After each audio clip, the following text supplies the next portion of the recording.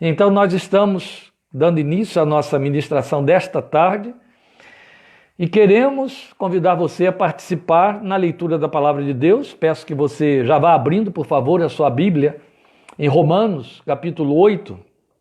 A nossa reflexão de hoje está em Romanos, capítulo 8, a partir do versículo 26. Nós leremos versículos 26 até o fim do capítulo 8 da carta do apóstolo Paulo aos Romanos.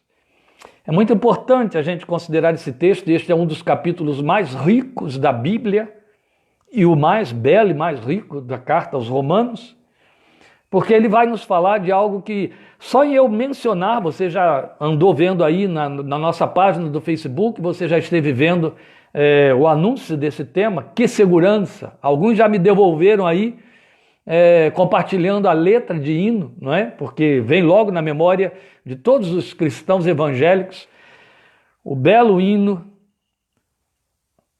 bicentenário da nossa fé, que segurança sou de Jesus. E é exatamente este o nosso assunto, extraído aí do texto de Romanos capítulo 8. A nossa segurança pela fé, na misericórdia, no cuidado, na atuação da graça de Deus a nosso favor. Então, eu convido você para ganharmos tempo em cima desse texto tão rico e me acompanhar na leitura deste texto de Romanos 8, a partir do versículo 26. Então, todos os apóstolos, versículo 26 em diante, de Romanos 8. Da mesma forma, o Espírito nos ajuda em nossa fraqueza, pois não sabemos como orar, mas o próprio Espírito intercede por nós com gemidos inexprimíveis. E aquele que sonda os corações conhece a intenção do Espírito, porque o Espírito intercede pelos santos de acordo com a vontade de Deus. Sabemos que Deus age em todas as coisas para o bem daqueles que o amam, dos que foram chamados de acordo com o seu propósito. Pois aqueles que de antemão conheceu, também os predestinou para serem conformes à imagem de seu Filho, a fim de que ele seja o primogênito entre muitos irmãos. E aos que predestinou, também chamou. Aos que chamou, também justificou. Aos que justificou, também glorificou. Que diremos, pois, diante dessas coisas? Se Deus é por nós, quem será contra nós? Aquele que não poupou seu próprio filho, mas o entregou por todos nós, como não nos dará juntamente com ele de graça todas as coisas? Quem fará alguma acusação contra os escolhidos de Deus? É Deus quem os justifica. Quem os condenará? Foi Cristo Jesus que morreu e mais, que ressuscitou e está à direita de Deus e também intercede por nós. Quem nos separará do amor de Cristo? Será tribulação, ou angústia, ou perseguição, ou fome, ou nudez, ou perigo, ou espada? Como está escrito: por amor de ti enfrentamos a morte todos os dias. Somos considerados como ovelhas destinadas ao matadouro. Mas em todas estas coisas somos mais que vencedores por meio daquele que nos amou. Pois estou convencido de que nem morte nem vida, nem anjos nem demônios, nem o presente nem o futuro, nem quaisquer poderes, nem altura, nem profundidade, nem qualquer outra coisa na criação será capaz de nos separar do amor de Deus que está em Cristo Jesus, nosso Senhor. Você concorda que o texto é de uma beleza ímpar, extraordinária? Os que estão acostumados com o texto de Romanos capítulo 8 e que foram aí acompanhando a leitura, tenho certeza de que foram trazendo à sua memória, quem sabe até solfejando aí alguns cânticos. Porque a hinologia evangélica se inspirou muito no capítulo 8 do livro de Romanos, especialmente esta parte que nós lemos aqui, esse texto clássico. Quantos cânticos vieram à nossa memória? Quantos hinos foram inspirados, e este texto foi inspirador desses hinos, para falar de um coração grato, de um coração adorador, pelo fato de estar inflamado da verdade, da profundidade, da âncora para a alma, que esta promessa, ou estas promessas deste texto traz. Que segurança! É disso que o texto fala. Mas é imprescindível nós começarmos a pensar neste magnífico texto da palavra de Deus, citando outros dois de alta relevância, e eles lá no Velho Testamento. São muito significativos. Um deles, Isaías 63:9. Os dois estão em Isaías. Isaías 63:9. É um texto que vai vir à sua memória, também é um texto clássico. Quando eu digo texto clássico, eu estou me referindo àqueles textos que são tão trabalhados, tão citados e memorizados pela experiência da fé cristã, que se tornam corriqueiros até, o que não impede que a gente se detenha sobre eles. Mas eu vou apenas citá-los para emparelhá-los ao texto de Romanos 8 como reforço da segurança, da proposta de segurança de que Romanos 8 fala para nós. Então, o primeiro deles, como eu disse, está em Isaías 63:9, que diz: em toda a angústia deles, eles somos nós, povo de Deus, em toda a angústia deles foi ele angustiado, e o anjo da sua presença os salvou. Pelo seu amor e pela sua compaixão, ele os remiu, os tomou e os conduziu todos os dias da antiguidade. É belo, não é? É simplesmente belo. O seguinte é Isaías 64, versículo 4, é o capítulo logo imediato. E ele diz: porque desde a antiguidade não se ouviu, nem com o ouvido se percebeu, nem com os olhos se viu Deus além de ti, que trabalha para aquele que nele espera. Ora, se nós parássemos em cima desses dois textos de Isaías, já teríamos aqui material abundante o suficiente para que pudéssemos dizer para o nosso coração: alma, descansa. Há algumas semanas atrás, a você que vem nos acompanhando ao longo destas semanas, é fácil recordar, também porque está aí na nossa página do Facebook, a Alma no Colo, lembra? Falamos sobre isso. E naquela ocasião dizíamos naquela mensagem que este é o momento de nós aquietarmos a nossa alma. E qual é o melhor recurso material que temos em mãos para dizer à nossa alma: sossega? É a promessa de Deus. A promessa que a palavra dele reverbera para nós. Ela está eivada de promessas. Este texto as tem de forma múltipla. Então é exatamente dessa extraordinária notícia de que o texto de Romanos 8 fala. Aí eu chamo a sua atenção de volta para o versículo 31, porque garantidamente eu entendo como eixo desta palavra que nós lemos neste capítulo. O que diz Romanos 8:31? Que diremos, pois, à vista destas coisas? Se Deus é por nós, quem será contra nós? É evidente que quando o apóstolo Paulo está dizendo aqui que diremos à vista destas coisas, ele está se referindo ao texto que ele veio escrevendo no capítulo, em todo o livro de Romanos, capítulos precedentes, e especialmente os versículos anteriores ao versículo 31 que acabamos de citar. Então, à luz de tudo aquilo que ele veio falando, que mostra a nossa segurança de fé, a segurança cristã na palavra de Deus, ele diz: à vista destas coisas, o que diremos mais? Qual é a conclusão a chegar? Que Deus é por nós. E aí ele diz: se Deus é por nós, quem será contra nós? Quem ousaria ser contra nós? Eu quero colocar um desdobramento desse pronome aí. Quem será contra nós? E no desdobramento eu colocaria: o que será contra nós? E por que estamos dizendo que o versículo 31 é o eixo de toda esta mensagem? Exatamente por isso. Porque o apóstolo Paulo tinha dito: à vista destas coisas, e a partir dali ele começa então a apresentar ainda mais recursos para reforçar o seu argumento de que Deus é por nós, que Deus é pró, Deus é a nosso favor. É disso que a nossa fé precisa se sustentar. Saber que Deus é por nós, crer que Deus é por nós, confessar que o nosso Deus é por nós. Há uma diferença, e é importante que a gente a saliente aqui, há uma diferença nestas colocações. Deus é por nós e Deus é conosco. Você está acostumado, até por conta da gloriosa promessa messiânica lá em Isaías capítulo 9, no Velho Testamento, em que foi dito que o nome dele, Jesus, seria Emanuel, que quer dizer Deus conosco. Paulo está usando agora uma argumentação muito ampla e mais intensa do que Deus conosco, quando ele diz é por nós. Ele usa uma preposição no original que significa Deus inclinado a nosso favor. Não estou dizendo que seria a tradução literal dessa preposição, mas o sentido dela, pro nobis, como estaria no latim. Deus é por nós. Deus está inclinado a nosso favor. É tendente a nós. Olha como isso é belo. E como a nossa fé precisa se assenhorear dessa promessa para produzir descanso para a nossa alma. Veja, nós temos, eu diria, o mau hábito, porque são hábitos que a gente vai permitindo e que não pode, de pensar que descanso na nossa fé, descanso sobre a promessa, é algo que a fé produz. Eu creio e porque eu creio, a minha fé, então, me faz descansar. Isso acaba fazendo com que a fé se torne o nosso Deus. Isso é um perigo. Quando Paulo diz que Deus é por nós, e daí isso deve redundar em nosso descanso, ele está falando de algo que acontece no coração de Deus, na soberania de Deus a nosso favor.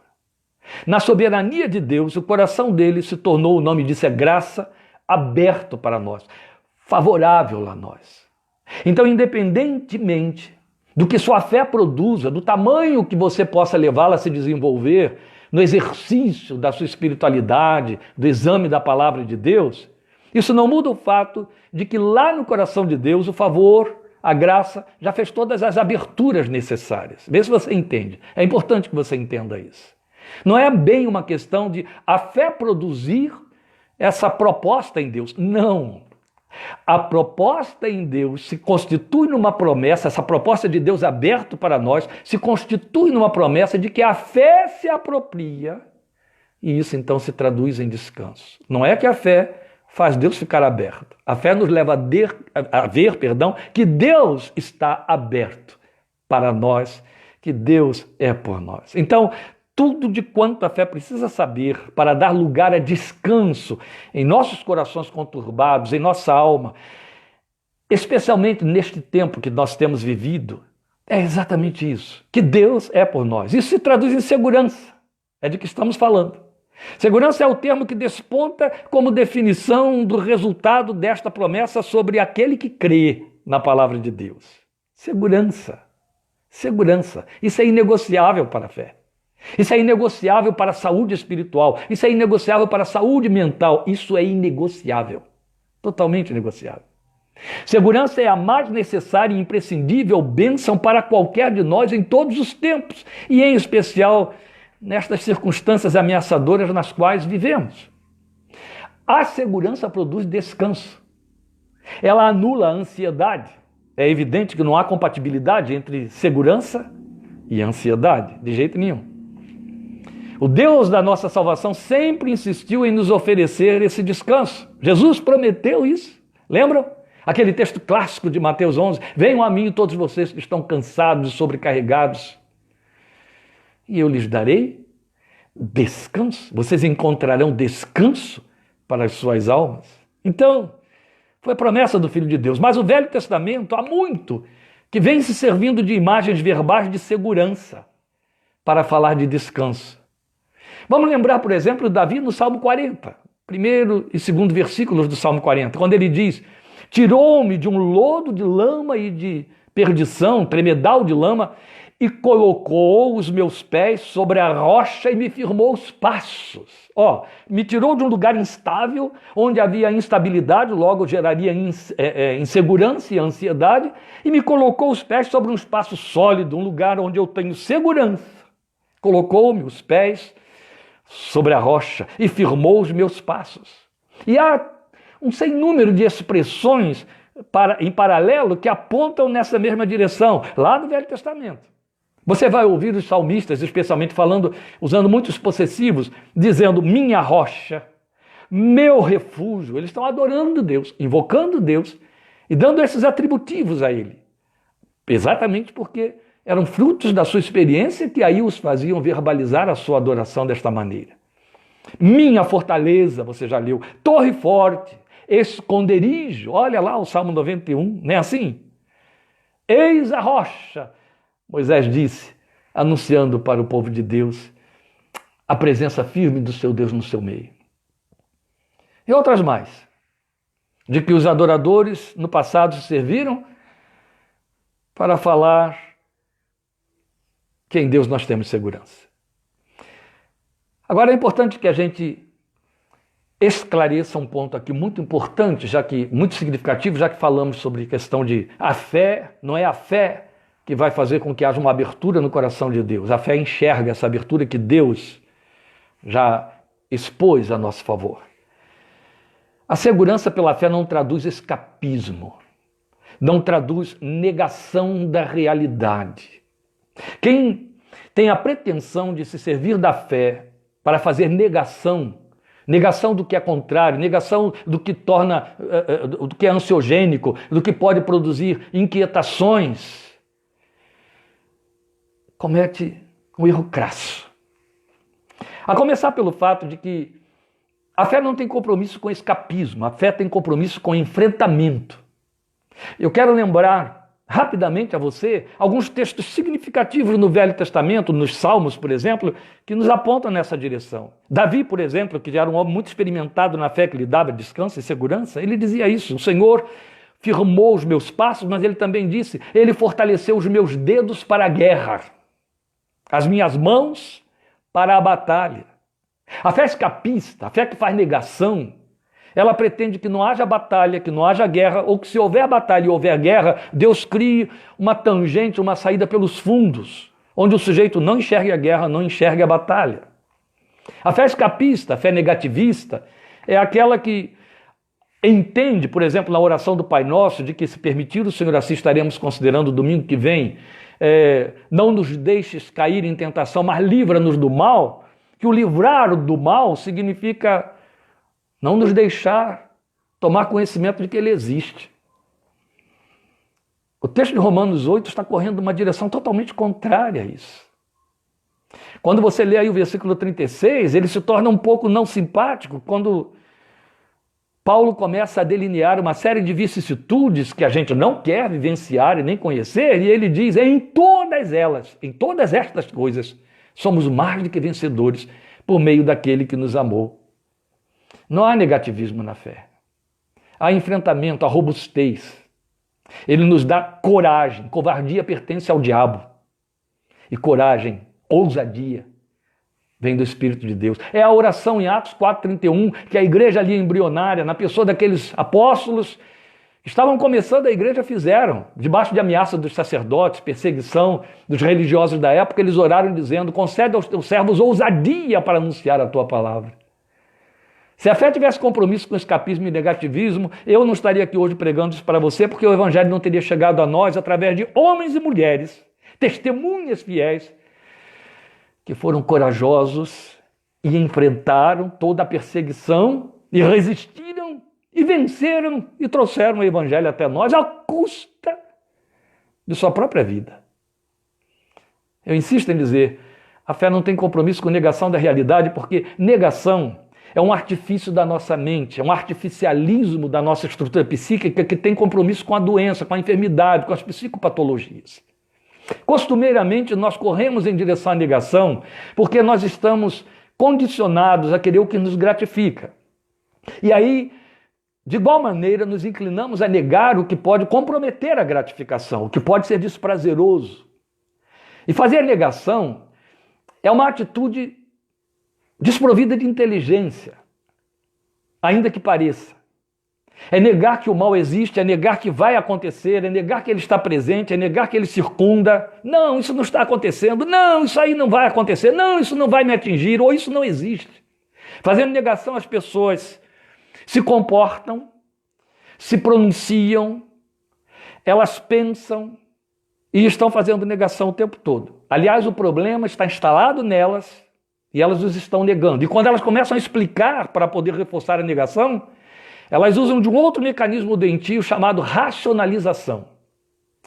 E esses mecanismos, porque são intrapsíquicos e são falsos, eles têm compromisso com o choque da realidade que dá lugar ao desespero. Num determinado dia, a negação falha. Num determinado momento, e quando menos é devido, ou quando menos se espera, a negação fracassa. E a pessoa se vê de braços dados com uma realidade para a qual não se preparou, não tem suporte e sucumbe. Aí vem fobias, pânicos, depressões, que dão muito trabalho para serem remidas. Havendo até aquelas situações em que não há remissão. Então muita gente, mesmo entre nós crentes, se serve continuamente de um mecanismo de falsa segurança conhecido como negação e chamam isso de fé. Fé ufanista. Não é, não é. Aquela fé que diz, a igreja está protegidinha, queridinha, guardadinha, não vai sofrer nada, não vai experimentar nada daqueles 7 selos de Apocalipse, daquelas 7 trombetas, daqueles 7 cálices. Isso é negação. E não tem compromisso com a verdade. Bem longe disso. O nosso texto fala de estabilidade da alma mesmo em meio às ameaças. Isso é minimamente inteligível. A fé não tem compromisso com a negação. E esse texto que lemos fala disto. Um coração em segurança desfruta paz em qualquer circunstância. É do calibre da oração de Abacuque 3. Lembra de Abacuque 3? O que ele diz lá? Se a figueira não florescer, se isso não acontecer, se o campo não der seu fruto, se. Ele fala de uma série de circunstâncias negativas, ameaçadoras, possivelmente desastrosas. E ele diz, se estas coisas acontecerem, ou ainda que elas aconteçam, todavia eu me alegrarei no Deus da minha salvação, porque o Senhor é a minha fortaleza, Ele me faz andar altaneiramente. Glória seja a Deus, porque isso é fé que descansa. Porque é uma fé que não se prende a circunstâncias e nem a achados de saídas em meio às circunstâncias. Ela se filia e se confia unicamente em Deus, na sua graça, na sua misericórdia, na sua intervenção, no seu poder, no seu favor. A segurança vem à fé pelo exercício de crer nas promessas de Deus. Esta é a razão porque estamos nos debruçando hoje sobre Romanos capítulo 8. E aqui, nesse texto, nós as temos abundantes, essas promessas, com todos os critérios que nos dão suas garantias.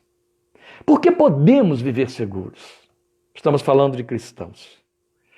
A começar pela informação desse texto eixo, versículo 31. Ele é por nós, o texto diz. Ele é por nós. A nosso favor.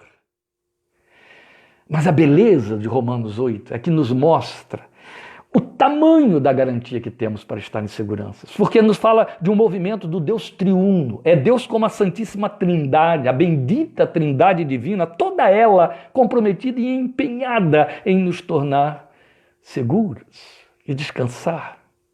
Então é o Deus triuno que se manifesta nessas 3 pessoas distintas e benditas, comprometido a nos dar segurança. Já nos seria bastante que soubéssemos dessa garantia à luz daqueles 2 textos de Isaías que eu li aqui no início, Isaías 63 e Isaías 64. Isso já seria o suficiente para nós. Mas Romanos 8 nos traz um poderoso reforço, revelando que toda a Trindade Santa, está ocupada em tornar a promessa do verso 31 bem explícita e delineada, para que a nossa fé se aproprie dela em todas as dimensões. Então vamos às garantias que esse texto nos aponta para vivermos essa nossa segurança por fé. Então veja, o que é que ele ensina para nós? Ele vai nos dizer, primeiramente nos versículos 26 a 27, que a nossa segurança está garantida pela ação do Espírito Santo de Deus. Eu acabei de dizer que esse texto nos mostra a Trindade atuando para nos dar segurança. Então a gente começa pela segunda pessoa da Trindade, pela terceira pessoa da Trindade, o Espírito Santo de Deus, nos versículos 26 e 27. Eu vou tornar a lê-los para que isso fique mais grifado em nossos corações. E o texto diz assim: da mesma forma, o Espírito, está se referindo ao Espírito Santo, nos ajuda em nossa fraqueza, pois não sabemos como orar, mas o próprio Espírito intercede por nós com gemidos inexprimíveis. E aquele que sonda os corações conhece a intenção do Espírito, porque o Espírito intercede pelos santos de acordo com a vontade de Deus. É sem par a beleza da declaração deste texto para nós. Nós costumamos cultivar o bom hábito de crer na eficácia da oração, e a Bíblia diz que a oração dos santos é muito eficaz. E por isso, nós oramos. E estamos sempre dispostos a pedir orações dos outros a nosso favor. Isso é um exercício sadio de espiritualidade. Mas chamamos a essas orações que pedimos a outros que façam para nós ou a nosso favor, em particular de orações intercessórias, em que aquele que ora coloca-se diante de Deus no lugar daquele por quem ora. O texto que nós lemos nos diz tacitamente que o próprio Espírito Santo que passou a habitar em nós ora a Deus a nosso favor como intercessor.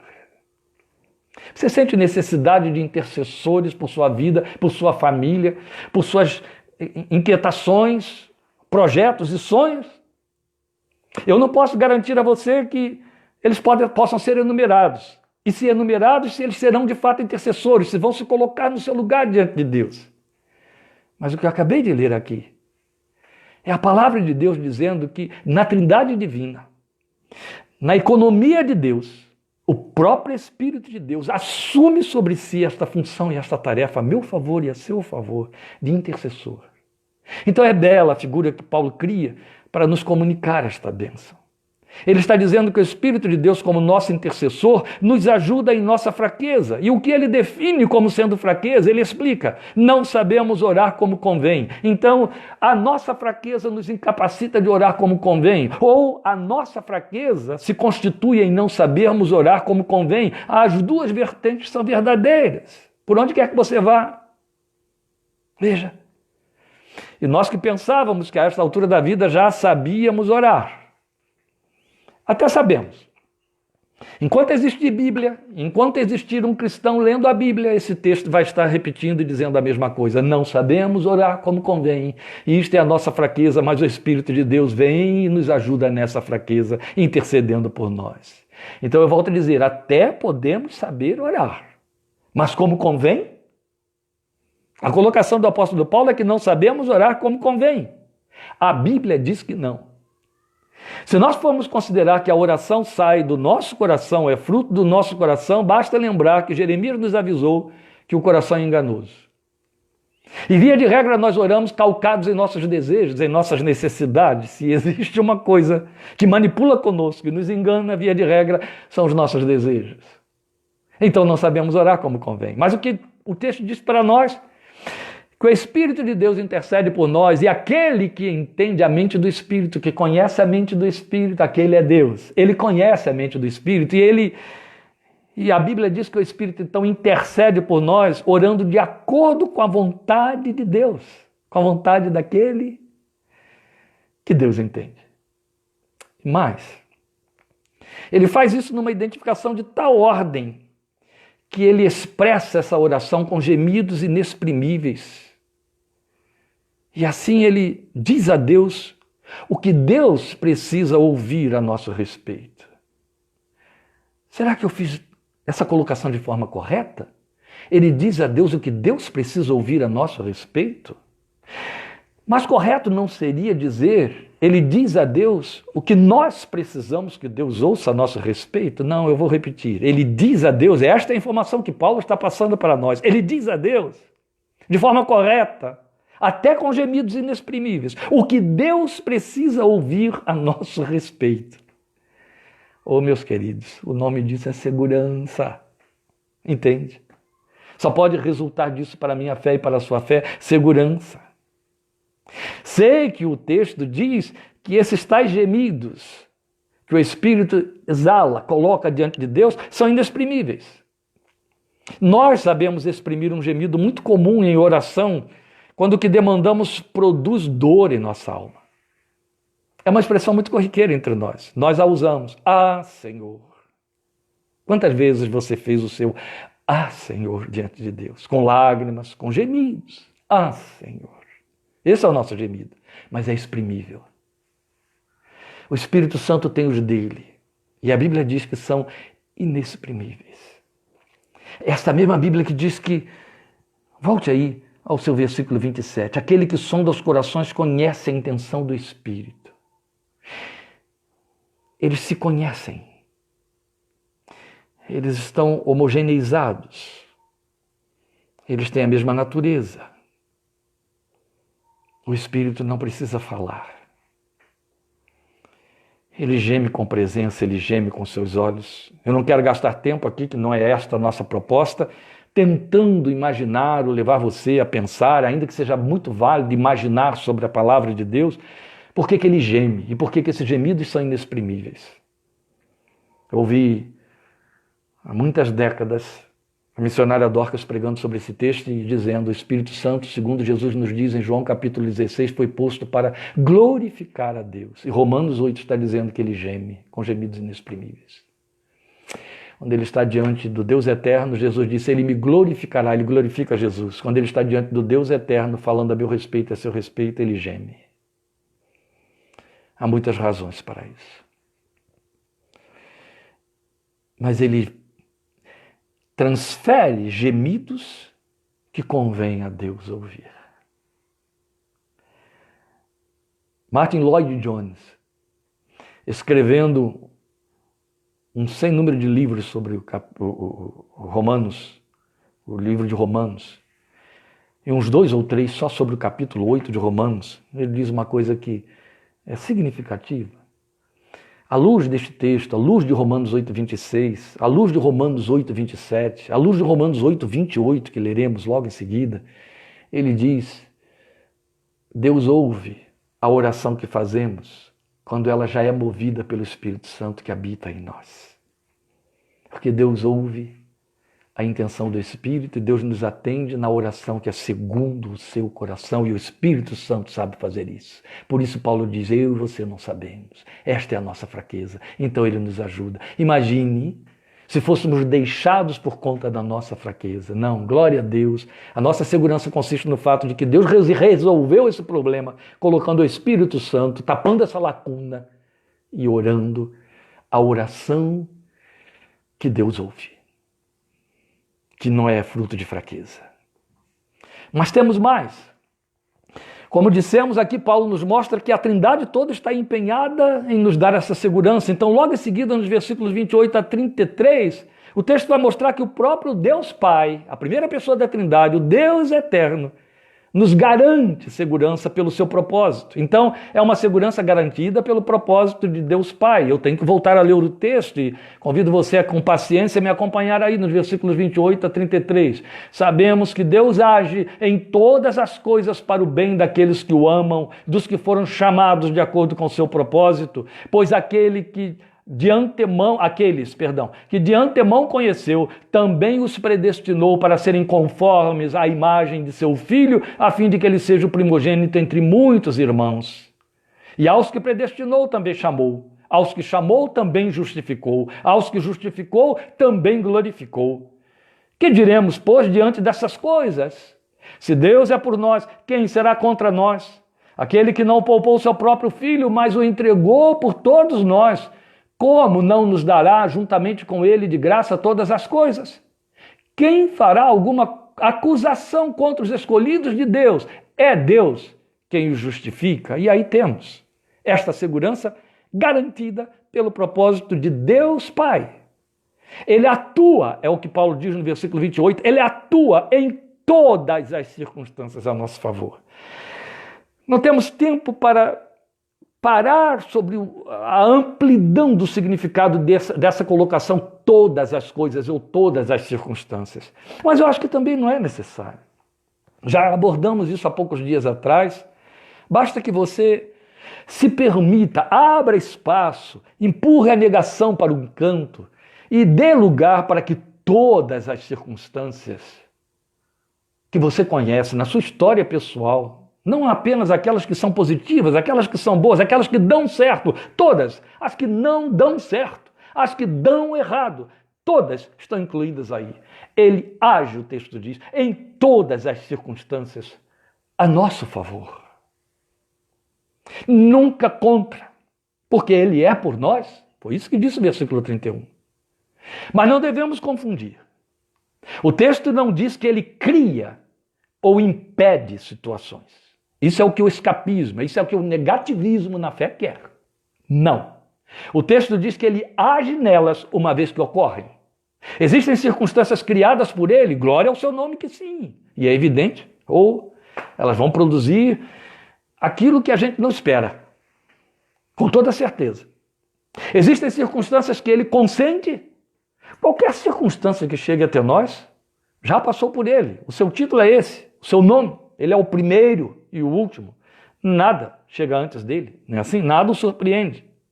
Mas o que estamos frisando aqui é que o texto não está dizendo que ele cria ou impede situações. Está dizendo que ele age nelas, desde que ocorram. Ocorreram, ele vai agir nelas. E ele o faz para que atendam a seu propósito. Não é o meu nem o seu, é o dele. Elas vão atender a seu propósito. Ele não perde nada. A sabedoria, a experiência espiritual, a caminhada, o crescimento na graça e na fé de nosso Senhor Jesus Cristo, no conhecimento de nosso Senhor Jesus Cristo, nos ensinam há muito que Deus não perde nada na nossa vida.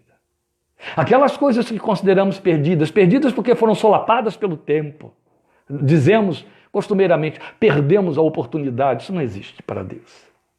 Ele não perde nenhuma. Ele é o Deus que sabe restaurar. Ele não perde sequer pela morte ou para a morte. Daí ele ter estabelecido a ressurreição, glória ao seu nome, e a esperança da ressurreição. Porque ele nos atende, não como quem pega um número marcado numa agenda, entende? Não é assim. Ele nos atende, mas não é como quem salta aí um número numa agenda, não. O versículo 29 diz que somos conhecidos dele, é isso que está escrito aqui, conhecidos dele num tempo em que ainda não existia tempo. Então não é no momento em que chegamos para orar, não é quando o holofote das ocorrências chama a sua atenção para nós, não. Pelo contrário, esse advérbio antemão de que Paulo se serve aqui, que eu tenho na minha versão, fala de um tempo que remonta à eternidade, que nos precede na história, não só na nossa história, em toda a história, com H maiúsculo. Nós não conhecíamos a existência, mas o autor da vida já nos conhecia em seu propósito. E porque nos sonhou, nos predestinou, e chamou, e justificou, e glorificou. E aí alguém diria, mas como assim glorificou? É porque vamos ter um corpo glorificado, vamos viver a esperança da ressurreição também. Mas vamos lembrar, 1 de Pedro 4,14, onde o servo de Deus diz que Deus colocou em nós e sobre nós repousa o Espírito da sua glória. Vamos lembrar que enquanto vivíamos fora do Evangelho, fora da fé em Cristo Jesus, fora da graça, a Bíblia diz que nós estávamos vazios da glória de Deus. Então, uma vez que você veio para a graça, veio para a fé, veio para Cristo pela fé, Deus te deu o espírito de filho, e este é o mais extraordinário ponto de glória, de elevação de glória que Ele colocou na sua vida, na nossa vida, nos estabeleceu como filhos. Domingo ainda falávamos sobre isso, em João 12, não é isso?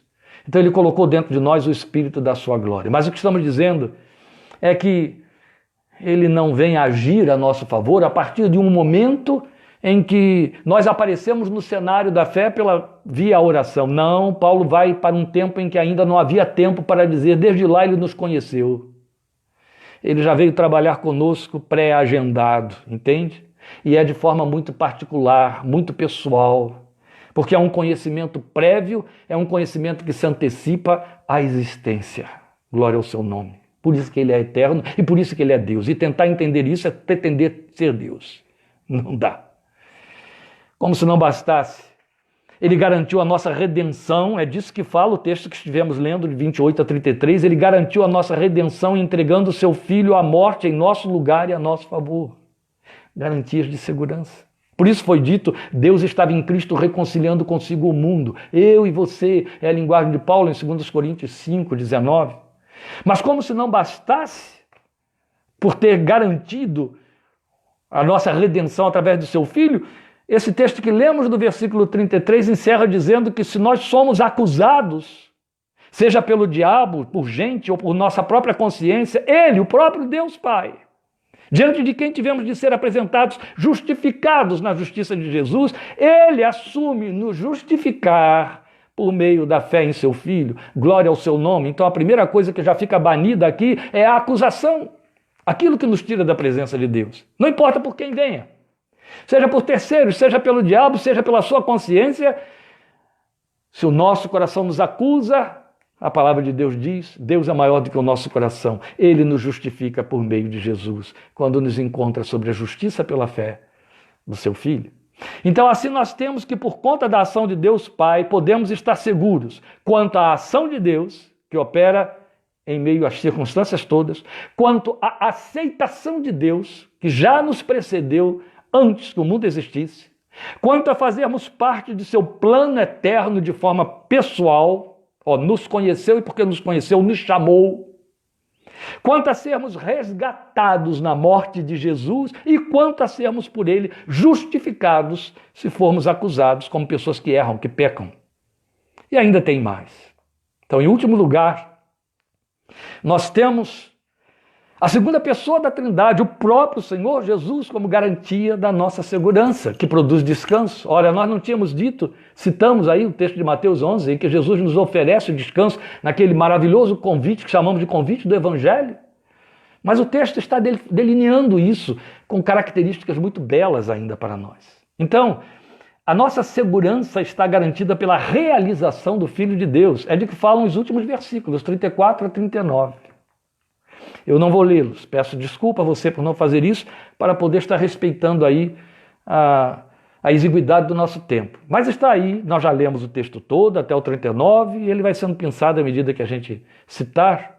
Veja, então nós temos a nossa segurança dilatada pela obra de Jesus a nosso favor. É isso que o texto diz. Ele diz que por causa dele, nós não podemos mais sofrer condenação. É bonito, né? Alguém com muita sabedoria já disse que aqui temos um processo judicial pleno. Acusação, depois condenação e, por último, separação. Né? A pessoa é acusada, é condenada e depois é separada da sociedade pela prisão. Quando o texto diz que Deus anula a acusação, as outras coisas vêm a rebote. Já não haverá condenação e menos ainda separação. Bendito é o seu nome. Paulo estava escrevendo para os romanos. Naquele tempo, e já naquele tempo, se conhecia o direito romano. Então ele sabia com quem ele estava trabalhando e para quem falava. Então ele afirma que ele também, Jesus, intercede por nós. Lembra? Lemos lá em 8:26 que o Espírito Santo intercede por nós. Olha o verbo aparecendo aqui de novo. Olha um novo intercessor. E quem é esse novo intercessor? O próprio Filho de Deus. Aquele que se entregou por mim e por você. O texto está dizendo aqui que ele também intercede por nós. Está aí no versículo 34, é a última linha do versículo 34. Lembrando esta informação que também já nos vem lá de Hebreus, capítulo 7, versículo 25, quando diz que ele pode perfeitamente salvar os que por ele se chegam a Deus, vivendo sempre para interceder por eles. Esse texto me encanta, porque é simplesmente belo. Olha só a equação. Deus, diante de Deus, clamando pelos filhos de Deus. Dá para entender? Nunca, porque estamos falando da divindade. Mas pela fé aceitamos. E nos maravilhamos. E nos rendemos com gratidão. E o exaltamos. Porque está no coração dele, o nome disso é graça. Foi ele que inventou isso. Deus, diante de Deus, clamando pelos filhos de Deus. Glória ao seu nome. Lembram que lemos lá o texto em que diz: aqueles que ele conheceu, a esses predestinou, aos que predestinou chamou, aos que chamou justificou, aos que justificou glorificou. Entenda isso em caráter muito particular, muito pessoal. Não fique coletivizando, porque senão você vira o tal número com que Deus não trabalha. A Bíblia diz que ele tem o nosso nome cravado na sua mão. O Evangelho foi que trouxe esta palavra de pessoalidade. Entende? Só o Evangelho de Jesus. Qualquer outra proposta religiosa entre os homens, ela transforma esses homens em números, em massa, em gado. O Evangelho fala do indivíduo. Jesus disse, com outras palavras, é claro, a gente que sintetiza nesta expressão que ele disse em Marcos, uma alma vale mais que o mundo inteiro. Quando ele diz lá, de que serviria ao homem ganhar o mundo inteiro e perder a sua alma. Isso significa, explícita e claramente, uma alma vale mais que o mundo inteiro. Eu e você, entende? Cada um de nós.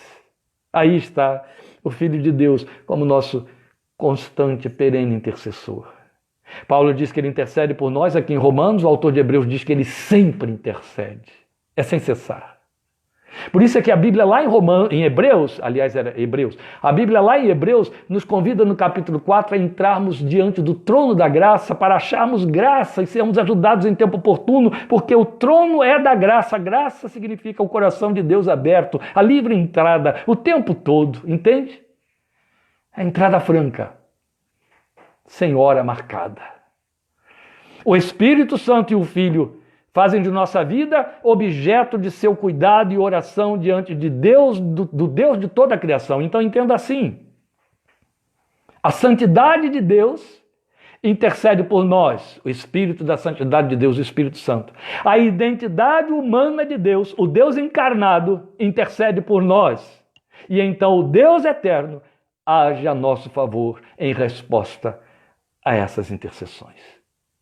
E ainda, por conta de tamanha segurança, nós somos desafiados a crer que aquela expressão, todas as coisas, de que fala o versículo 28, que Deus age em todas as coisas, ainda que possam ser enunciadas, quaisquer que sejam, não podem esvaziar o amor que Cristo assumiu por nós, cada um em particular. Você leu lá o texto dizendo que nada, absolutamente nada, pode nos separar do amor de Deus que está em Cristo Jesus, e Paulo começa a enunciar uma série delas, das quais em quase toda a sua totalidade ele experimentou na sua carreira cristã.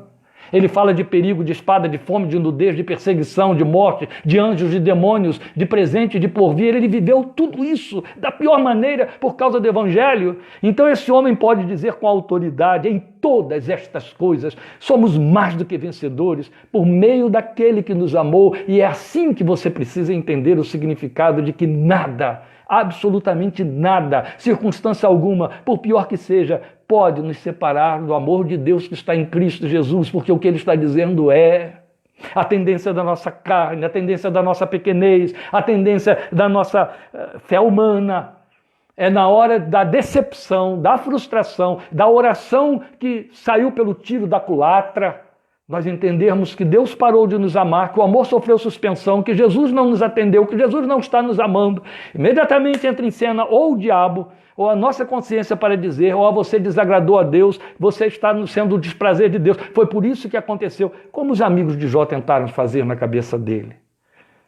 Mas esse texto está dizendo: olha, quando houver perseguição, espada, quando houver tribulação, angústia, quando houver fome, nudez, perigo, quando houver todos esses enfrentamentos, saiba de uma coisa: nada, nada pode te separar, nenhuma destas coisas, do amor de Cristo. Nada.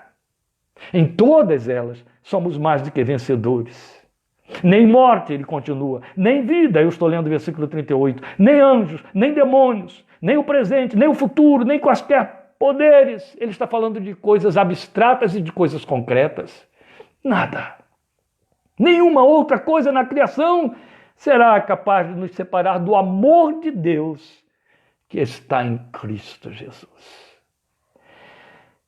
Ele está dizendo o tempo todo: ele te ama. Sabe o que significa esse tempo todo? Foi como ele revelou a Jeremias: com amor eterno eu te amei. Ainda não havia o tempo e ele já estava te amando. Um amor que existe desde a eternidade não sofre suspensão, não vai cessar. De jeito nenhum. Então os versos 36 e 37 revelam que a segurança não consiste em escapismo, em não enfrentar. Já vimos isso. Não é negação. Antes é enfrentar e vencer. Isso nos torna conquistadores, que é o significado de mais que vencedores. Aleluia. É conquistadores nele. A esta altura cabe perguntar se podemos nos sentir absolutamente em segurança. Cabe fazer essa pergunta. Toda a bendita Trindade Santa age a nosso favor. É por nós. Voltada para nós. Eu quero terminar ilustrando com uma pequena história que você pode não entender muito bem, mas ela é muito significativa para mim. Um dia eu atendi uma mulher que era portadora de uma enfermidade psíquica, cunhada, catalogada na psiquiatria como somatoforme. Ela padecia de um transtorno somatoforme. Transtorno somatoforme é aquele que leva a pessoa a viver sempre se sentindo vítima provável de uma morte iminente. E aí ela absorve todos os sintomas, todos os riscos, todas as ameaças de enfermidades, até no que lê, numa propaganda que vê, alguém que passa, uma tosse de alguém perto dela, e imediatamente ela assume aquela doença, ela adoece daquela doença que ela fantasia. É uma enfermidade, é um transtorno muito cruel, maltrata muito, inviabiliza a vida, engessa. E eu fui fazendo a terapia dela. Entre as várias coisas que aconteciam no setting terapêutico, um certo dia eu procurei fazê-la entender que o seu corpo havia sido criado para viver, não para morrer. E por isso, ela tinha alguns steps, uns adicionais aprovisionados pelo Criador. Então eu lembrei a ela que ela estava dotada de 2 pulmões, embora pudesse viver só com um deles. Ela tinha 2 rins, quando bastaria ter um. Ela tinha 2 suprarrenais e bastaria uma só delas para que ela vivesse bem. Então eu disse a ela, você percebe?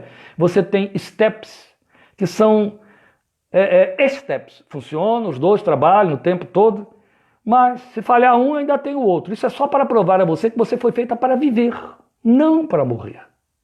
Você foi estabelecida para desenvolver a vida, porque Deus é pró-vida, pela vida. E aí depois de eu apresentar isso a ela e mostrar o funcionamento dos órgãos que supriam a falência hipotética de algum pelo outro, aí quando eu encerrei a minha exposição, ela me disse, olha, vendo dessa maneira, eu me sinto mais seguro agora, mais segura. E a partir dali, ela foi trabalhando isso e essa segurança foi crescendo e o transtorno foi perdendo força até que desapareceu, glória a Deus, e ela pôde ter alta. Aí me cabe fazer essa pergunta. E quanto a você?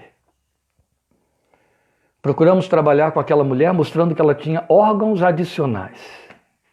Você tem toda uma trindade a favor da sua segurança. Que segurança! Diga à sua fé que se a oração de um justo a seu favor pode muito em seu efeito, quanto mais saber que o Deus Espírito, o Deus Filho, assumiram orar de contínuo diante de Deus Pai a seu favor. Esse mesmo Deus que recebendo a oração atende, agindo em todas as coisas a favor dos que o amam e são chamados segundo o seu propósito. Isto é segurança para nós, glória ao seu nome. Não sente você o desejo, como eu estou sentindo aqui agora, de cantar, de glorificar, de adorar? É a oração que vamos fazer agora. As minhas